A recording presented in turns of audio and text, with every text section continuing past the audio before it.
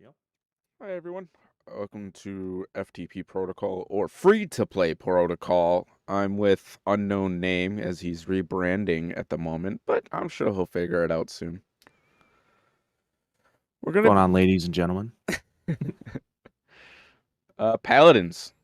We've been playing it. You have opinions. I have opinions. Uh, what is Paladins? How do we describe Paladins? Paladins is what I think of when is what Overwatch wanted to be. Is what Overwatch Um, wanted to be. Damn. I feel like it has a better concept of what Overwatch has. I think the diverse champions in Paladins is better than the diversity of champions in Overwatch. I agree And with you. I think if Paladins wasn't a thing, Overwatch would have no competition. The only thing I could see happen with that is Overwatch wouldn't have any chance to change, which they attempted to change with Overwatch 2, but it was a total flop. See, I boycott Blizzard. I don't play any of their games. I played Overwatch 2 twice on a friend's account and I hated it. I play Overwatch due to certain friends I play with, but um if they didn't play it, I wouldn't play it just because the concept of the game compared to Paladins is horrible. I mean, I think the concept of 6v6 is better than the 5v5 that they changed to, and I think that's where they flopped, and I think that's why Paladins has such a upside to creating a second one and or the rumors of Paladins Reforged. And I think it's Yeah. gonna up the game's popularity a lot. Well, what I like about the rumors of Paladin Reforged is we're not going to be losing characters or anything like that. It's just getting updated. With And I Overwatch 2, it's Overwatch 2. It's not Overwatch, it's its own separate entity. Where I feel like Paladins has always strived to introduce characters, balance the game, and not change the game itself. We're not, you know what I mean? and I think that's where Overwatch failed because they changed the whole dynamic of the game. Going from 6v6 to 5v5 is a huge deficit to any strategy that the game had because there's multiple tanks in there that you need a shield tank to be able to play, kind of like Paladins. There's a couple tanks that you need a shield tank to play in, but now it changes the whole diversity of the game. Now the games might feel a little faster, but you basically destroyed how certain champions can be played. Hmm. Um, and I think that's the issue. But what we need to talk about more is Paladins itself, and that's what we're here to talk about. We're not here to trash on Overwatch 2 as much as it's probably going to be brought up because they are very similar games. They are clones, Yeah, and they let's be real, very they are clones of often, each other's. yeah, they're very often grouped together in conversation. Why would you play Paladins over Overwatch or vice versa? But when you play Paladins, like the gameplay, the game feel, the strategy of having to communicate with your team members to make sure your team has no like overt flaws and the people playing play the characters very well seems to be a huge part of the game that I can appreciate. Where Overwatch, with my experience, sorry to bring it back to that, um, if you're a healer, you're really just a healer. You're not DPSing, you're not doing any sub roles. Where Paladins, you're not just playing a tank, you might be playing a sub role as a healer or something along those lines, which I really like and really appreciate. Well, and I would bring it up. I mean, I've played a decent amount of Overwatch. There is a lot of sub roles in Overwatch, but people don't use it as a sub role. They'll lock in as a healer and use a healer that is made for DPS and healing, but only focus on DPS, which there's actually a meme going around about one of the characters that we're not going to get into, but people know what I'm talking about when I bring that up. The sub role difference in Paladins compared to Overwatch, is a huge difference because no matter what, you have to focus on um either or both. Because if you don't focus on both, you're screwed. In Overwatch, there's no card system, and I think that's what Paladins has an edge on is the card system, Hmm. because no matter what your abilities, you're gonna want to focus on both roles. Overwatch, you can choose because you don't have to buy cards or anything. Right. In Paladins, the card system makes you use your sub role depending on what character it is, and having that sub role is a big game changer between, like you said, tanks with healing, DPS healers, self healing, DPS, healing DPS. It has wonders that will make the game keep growing and get bigger than it is. It just needs more. Community. It Um, needs bigger community. not even the community. It needs more promoting. Yeah, I agree. You have all these big streamers, Overwatch 2, Overwatch 2, Overwatch 2. When in reality, the gameplay is better in Paladins. The community is better in Paladins. Now, yes, but communities have their flaws. Oh, You're still going to have yeah. toxic people. And I still think the biggest problem with these games, even with Overwatch, is people play these games solo. And I'm not talking about solo as in solo queue. I'm talking about they don't go in with a mic. They don't go in trying to talk to their team. And I think that's the biggest problem with a lot of games nowadays. Hmm. But the problem is people come from a game like Overwatch and they think if they say anything, they're gonna get harassed. And Overwatch 1 and 2, no matter what you say, you're instantly harassed no matter what. There's I very few games where I've never really had an issue while playing Paladins of harassment, which is super nice. Like it always seems like the teamwork aspect is first and foremost. Where like, if you're gonna run a Victor, you're gonna do some self-healing and you can just type in chat self-heal Victor and everybody's gonna know, okay, so if there's a Grover, he doesn't need to focus Victor because Victor's gonna be doing flanking tactics and things like that, which isn't his natural role. There's always those sub roles that completely change the power dynamic of the team. And you mentioned cards, but we should also state the buy system that is similar to CS:GO, where you want to level up your in-game cards that also bonus and make the match feel different every time.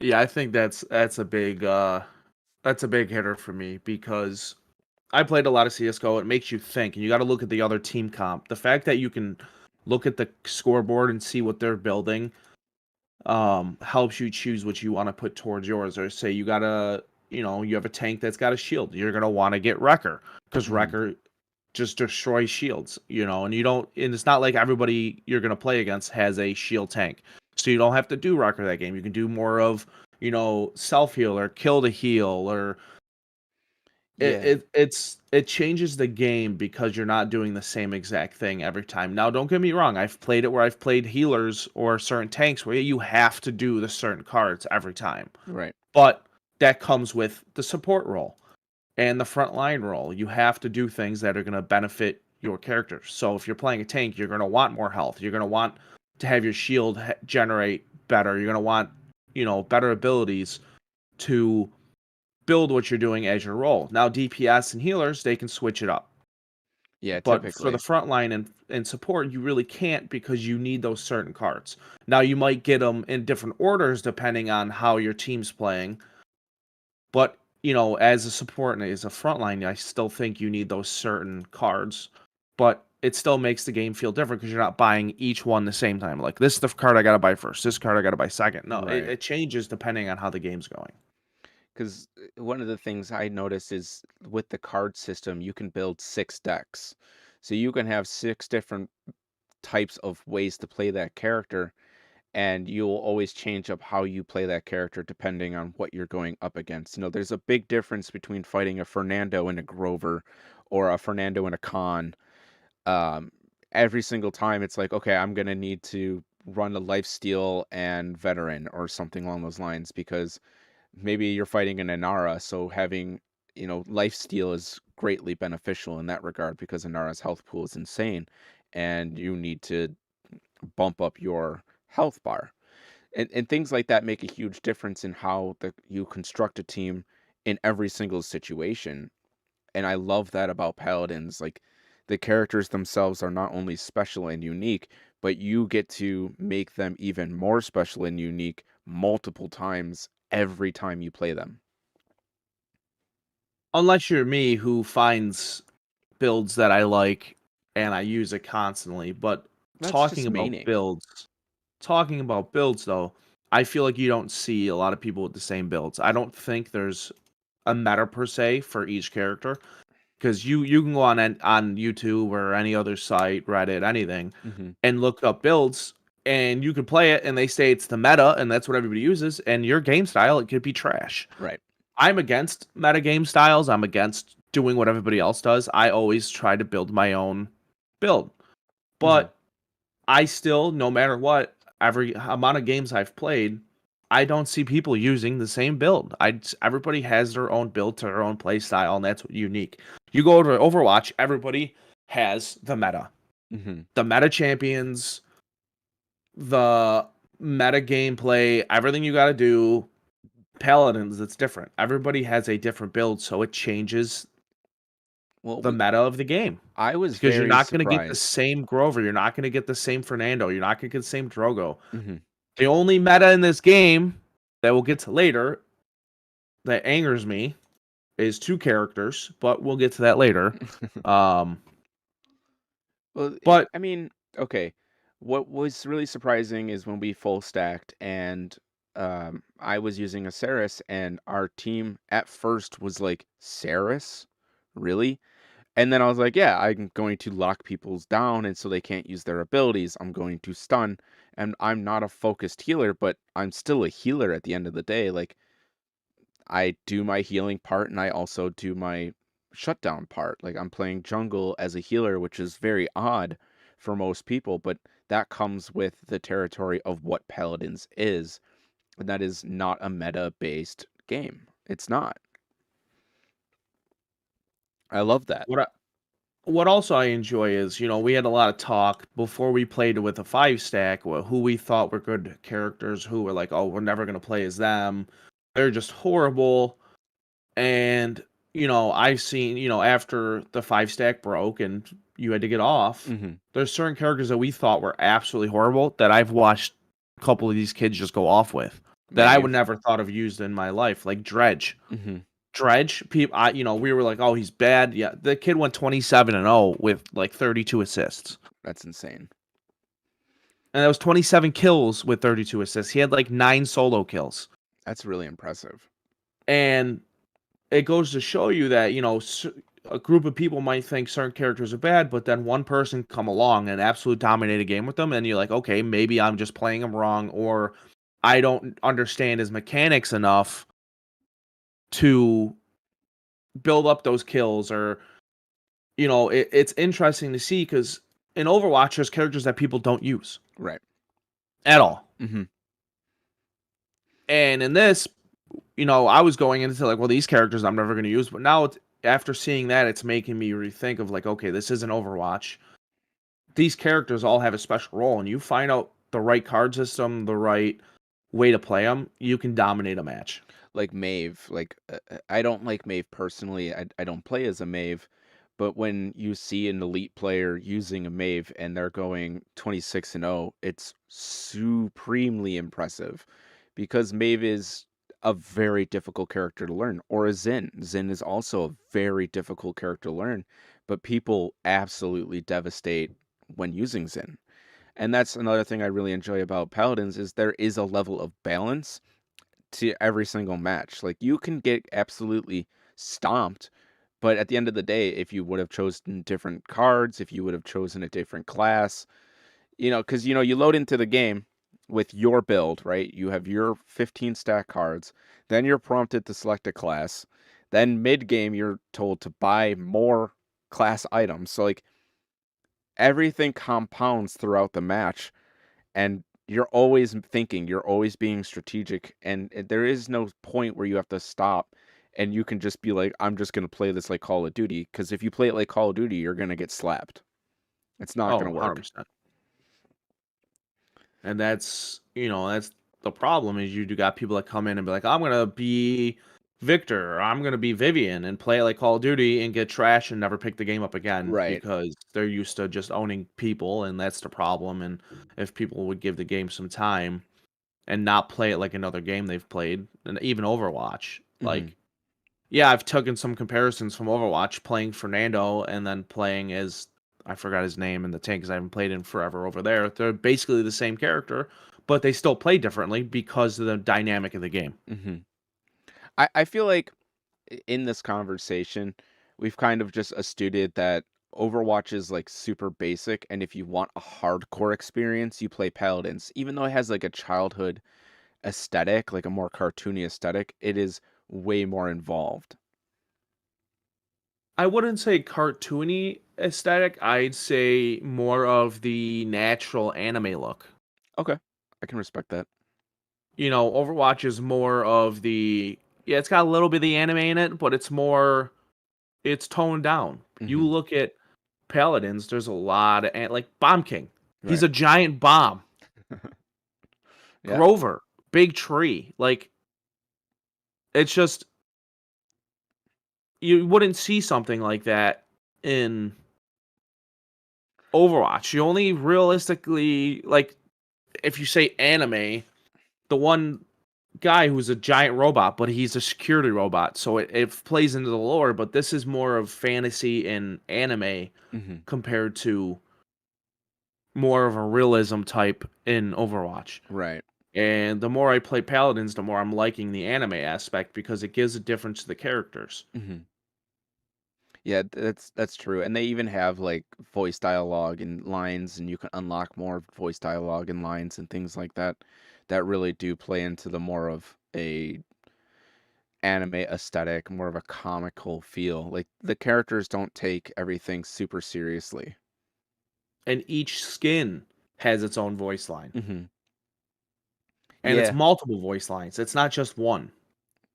that's super true. Even the taunts, you unlock Yeah. tons of taunts for your characters so that each character can be unique in that aspect. There is a huge level of personality that you could put into Overwatch, or not Overwatch, Paladins. I was gonna say you can't put a lot of personality into Overwatch. Like say somebody is into, getting stoned per se. Hmm. Okay? Grover has a mushroom skin. Hmm. And he sounds and his voice lines sound like he's high all the time. Yep. Say someone likes that. That might fit their personality. They might be a healer and be like, "Well, that's me. I'm going to use that skin." Hmm. And they like it. Now you go to Victor.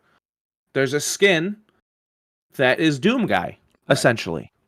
And maybe that's as he played Doom growing up. That's all he played was Doom or she or he whatever. Just play Doom. And like, "Oh, wow, I like the play style of Victor, but I also loved Doom. I'm going to do what I got to do to get that skin." Right. It helps people so much to even get anything to fit their personality in this game. Right. Like Pip. Pip, there's a female version of Pip. True. It helps out the female audience That I do because really like that about Paladins, how there really is no gender identity occurring within it. Like every character seems like it has a female or male variant in the skin layout. And I would like those to be free personally, or at least a variant to be free at all times.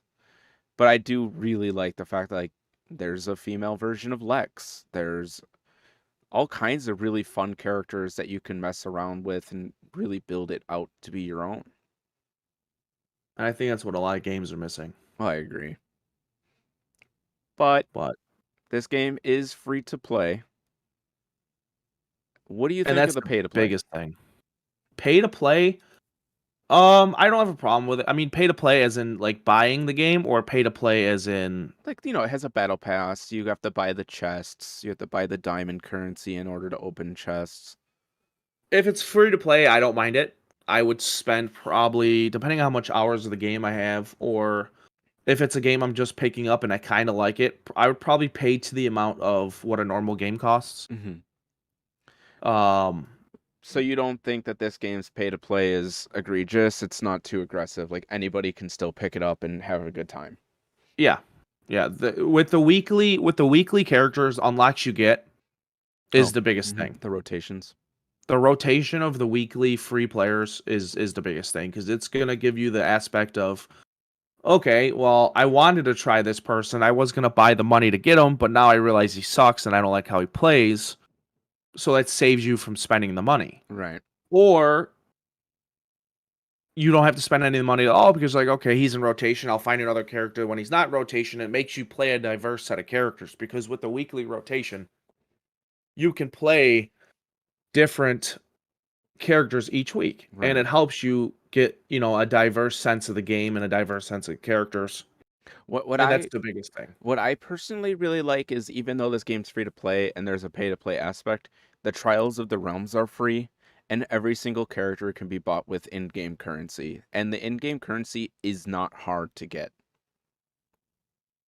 No, not at all, and that's what's nice. And there's challenges where it gives you 50K. Hmm. Most characters are 30 to 60. So you play for 5 hours, you get at least 3,000 coins, and then if you do the Trials of the Realms, you instantly have a new character if you do it. Right. Now, yes, the ones for 50,000 coins are going to be a lot harder, But that's the point. That but that is the point. hmm there is still that sense of I'm earning this, which I can appreciate.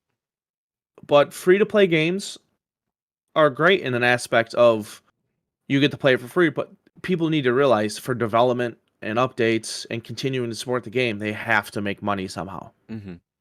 Now, we're talking about a game that was paid to play. That just recently, big article. People are actually not upset about it. Some are.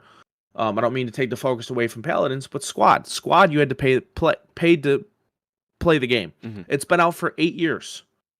8 years they had free updates, free DLC, and now they finally came out and said, "Hey, we know we said we'd never have paid DLC, but we're gonna do paid emotes." Right. And the reason they're doing that is because they need to be able to continue to support the game. I don't have a problem with paid emotes. They're still giving you maps for free, everything else for free. But for 8 years, that game of that magnitude, with that community, they gave people things for free for 8 years after initially buying the game. Hmm. And now they're like, okay, we're going to sell emotes. People need to realize that's part of the game. Well, yeah, and, And and there's a if they big want continued support for their game, they got to be able to get some sort of income. Because at that point, for that type of game, everybody's bought the game. So now they're not getting that generalization of income. And now they need to add emotes. But for right. Paladins, the game's free, but they need that support. Because now they're not getting any income from people buying the game. They're getting it from people buying coins or chests to get skins. Hmm. And I get it's like a loot box system, but for a free to play game, you need that And the loot box because is they need to not continue it. necessary. And that's what I really like is like the aesthetic stuff is all what you're buying. You're not buying anything like a character unless you want to. And like the battle pass is almost all aesthetic. So you can pay $7 and play the game and do the battle pass and get all the aesthetic stuff, but you'll also get coins, which means you're also getting characters. Like Paladins has done a great job of making a pay to play or a free to play game, and the pay to play aspects are not going to give you a massive advantage over other players. Like you still have to be good at the game, you still have to work as a team, you still have to get the cards. There are no buyable cards. Like there's no none of the money goes towards the gameplay itself, and that's huge. Yeah, there's no pay to win. There's no anything like that because in the end, it's cosmetics, Hmm. and you can live without cosmetics. Absolutely. In a way, like I shit on Fortnite quite often, but in a same vein, Fortnite does the same thing where you're not really buying anything that gives you a heightened advantage against other players in Fortnite either. It's not Warface where you're buying guns and things like that that are meta and will absolutely decimate people in 3 shots. Which we'll get into other free to play games later on. We'll be talking about this from a different perspective later. Or like COD, where you're actually buying skins that are meta that you can't see in corners. Right. You literally buy skins that are all dark and you can't see in dark corners. You're not seeing that. I haven't seen anything in this game where there's certain firearms or character skins that give you an advantage at all. No, I don't think that's a thing. And I think that's what's good about this game. Like it brings it back to full circle to Hmm. metas. There's really not a meta. It's your team, it's your skill, it's how well you can organize and play as a team. There's a big social aspect in Paladins that doesn't really exist in many other titles today. Now, some can argue that there's a meta team comp, Oh, but sure. and that's not necessarily because you can run with one support, three flank, one damage, one front line. Or my math wrong? My math might be wrong. Hold on.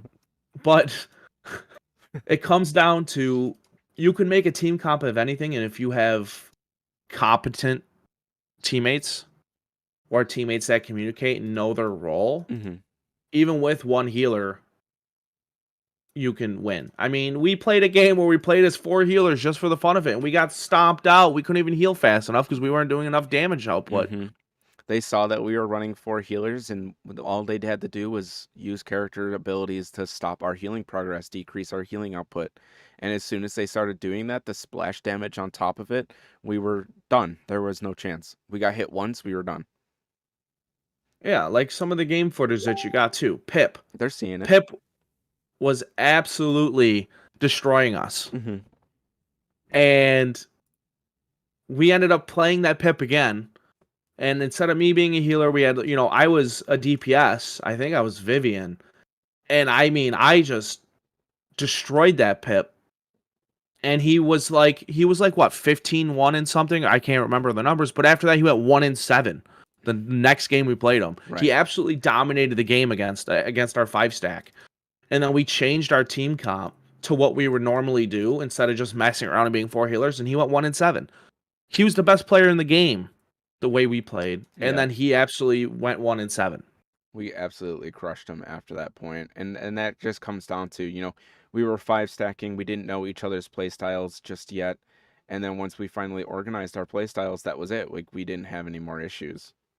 Yeah, I think at the end of the day, even after you got off, we went 28-8. That's pretty damn good.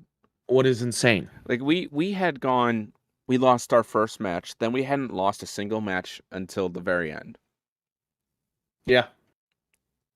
I mean, that's incredible.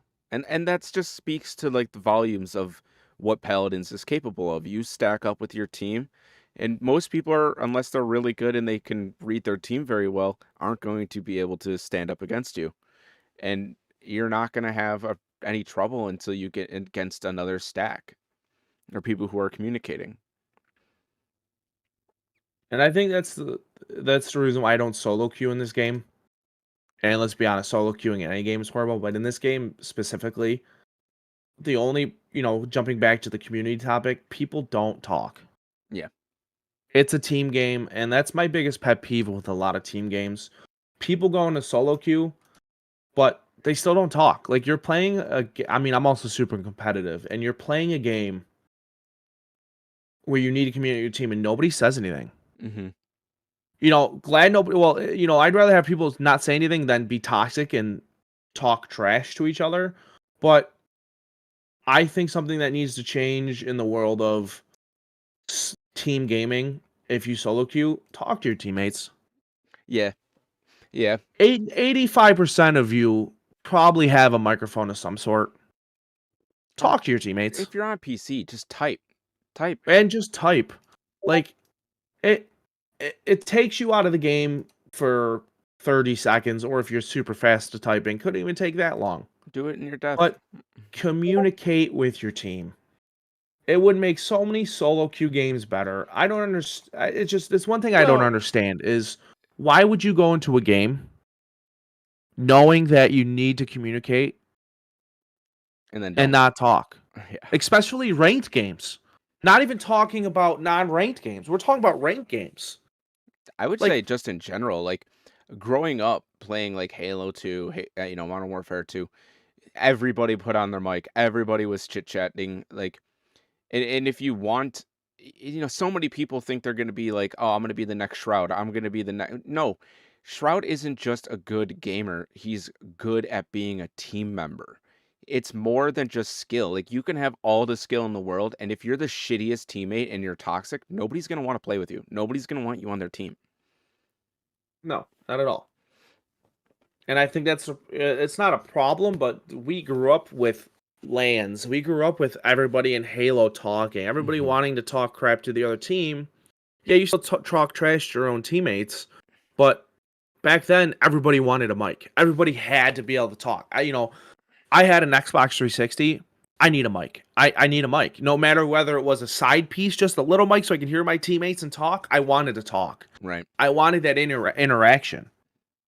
I mean, I would have never been able to go to gold and almost get into platinum in Battlefield 4 if it wasn't for the team. Like all I did, I was just a scout. Like that's what I always tell people. I was just a scout.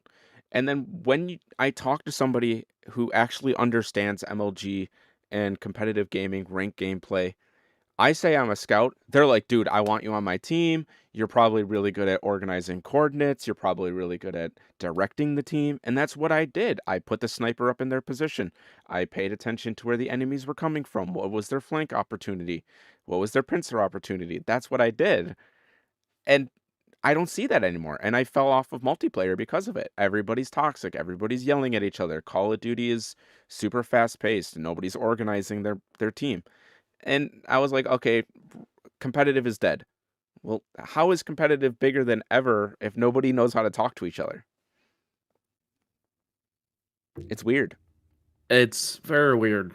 But what people need to realize is these people that are these competitive gamers, what's the edge they have over you? Sometimes you might be a better shooter, but they talk to their teammates. They aren't toxic with their teammates. I will You happily go to take a these death. I will happily take a death if it means my friend can get a revenge strike. Because a eh, revenge strike means they have to sit through reload and respawn, which gives us 15 seconds of pressure. And that pressure could be enough for you to plant the bomb, take a flag, or push the enemy back. and I think that's why some games flop. I mean, we're getting off topic with Paladins, but we're talking about communication. I think it's why some games flop, and there's not to bring another game to this, but we're talking about communication. Hell Let Loose. Mm-hmm. It's it's a World War II squad basically, but there's an actual scout team that's it's two players. The scout team is two players, and the head scout, which is the sniper, needs to communicate with the commander. Half the people that do that just go and snipe. They're like, I'm just gonna go and snipe. I'm not gonna do my role. The scout team in that game is meant to communicate with the commander, tell him where enemy spawn points are, He's right. and not even go try to kill people. You go behind enemy line. Your job is to get behind enemy lines and communicate with the commander so he knows where to send people in. And that's what a lot of these games fail, is because nobody communicates. When It's we why a lot of teams fail in Paladins and Overwatch and other games, because nobody communicates. I mean, how people go in Call of Duty Mhm. in 4v4 squads and doesn't communicate, and you wonder why you get jumped by 4 people and wonder where your team is, because you're 700 meters away. Well, they all landed together. They might not be communicating, but they're pinging and they're staying together, and you're all finding your own. You're like, well, this game's horrible. Right. Just communicate. It, Communication is what makes and breaks a team. what I And in Paladins is why you 5 stack, you're beating almost every single team that doesn't queue together. But And you I'll you'll I'll put still money get on it. smacked. You'll still get smacked if each person is not communicating, they're not playing their role correctly, if you're not organized. Like one of the things in Paladins that we learned very quickly that we have to do is if one player dies and another player dies and you're 3 members sitting on the point, pull back. Let your team respawn and then repush because you need to retreat. You need to reorganize your team when you lose those key members. Like if you lose both your flankers, your DPS drops through the floor. Like you need to organize and you need to have that advantage. If you're not working with the advantages, you're losing. And then you get on bad rotations. Your next person dies, they're pushing in, and then you're waterfalling. And that's not good for the team. If you're just waterfalling the whole match, you're 1v1ing against 5 people. It doesn't Yep. work. And you'll And that's that. when we talk I about see that a lot. enlisted, because FTP is all about free to play games. Um, and that's another thing. You'll hear me bitch. I play enlisted. I love enlisted. It's my battlefield game of choice. One of the biggest problems in enlisted is people do not ping and they do not work as a squad. Like, yes, you have your own squad, but if you can move with 3 people close enough together, you have 15 bots following you. Well, in this case, I think it's 12 bots. But still, 12 bots following you into combat is huge. Huge. It can even be more than that because some you can get 5 people in your squad at a time. Mm-hmm. So you have 3 people. That's 15 people. So you don't think the battle pass is predatory. You think it's balanced very well. Do you have any Yes. recommendations though? Like, is this a Oh yeah. game? This is yeah. I agree. Play I Paladins. I recommend it Paladins is a great. lot. Um, don't be upset when you see, there's gonna be 2 characters that you're gonna hate. And And Nara. uh Rom Oh, and Nara and Ram. Yep. and actually Yagharoth. Oh, Jaeger. Yeah. But once you But I recommend the game. Other than them 2, you I recommend the game. I found out that even if they have a Rom or a Yagharoth, it's still beatable. oh yeah. But it's tough. If you get somebody that mains Yagharoth or Rom, and it's going to be hard to win. Like a If like a Grover, Jaegeroth, Saris, Victor, Vivian play is brutal. Is absolutely brutal. It's horrible. But you can beat it. It's 100% possible. We've seen it, we've done it, and it's We've not lost to easy. it.